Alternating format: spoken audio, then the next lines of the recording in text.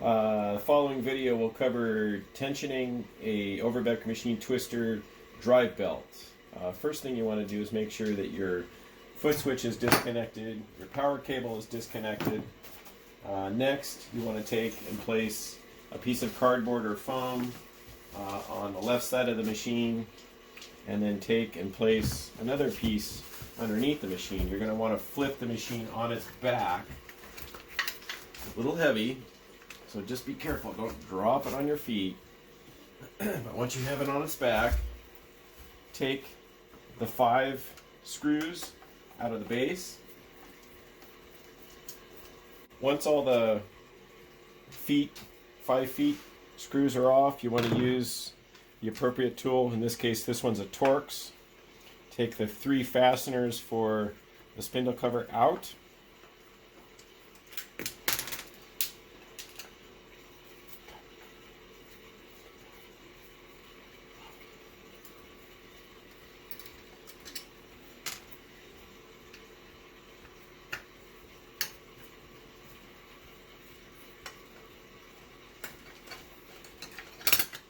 Take the spindle cover off, remove the V-seal. Notice that the seal lip goes towards the machine. Take the dust cover off, stack those on top of that. Once that's complete, roll the machine back onto the aluminum plate, pressing it against your chest so it doesn't fall out.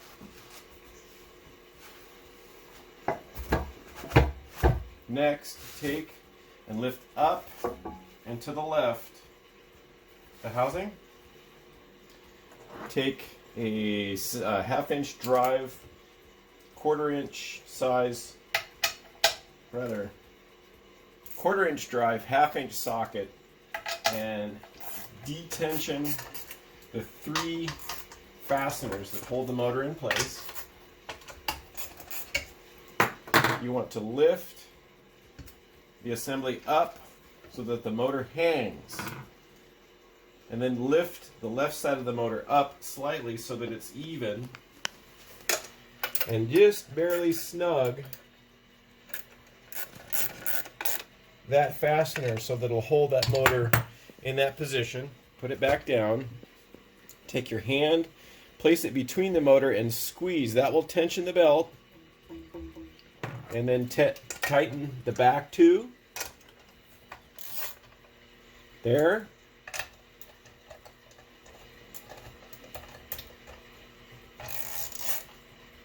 And then go back to the front one and tighten that one. So these need to be not deathly tight. You only have threads that go through the base plate, which is aluminum, so you want to make sure it's adequately tight.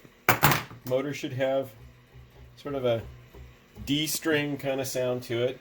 Should have about 3/8 up and down, max.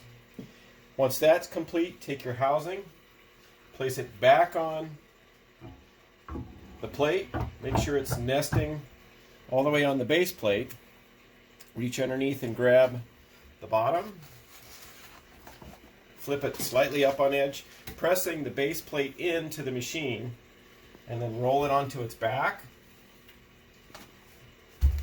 And then reinstall the 5 screws and feet.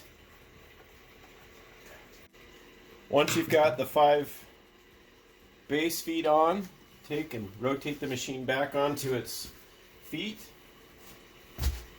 Install the seal plate with the open cavity out. Take the V-seal with the seal lip going in, and then use the back side of the spindle cover to press it into place.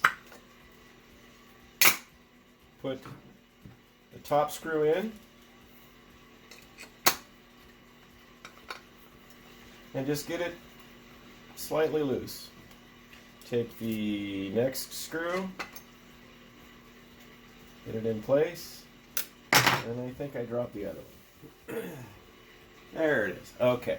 So for these, you've got the plastic, white plastic first, the black steel second, and then it goes in, complete with dog hair.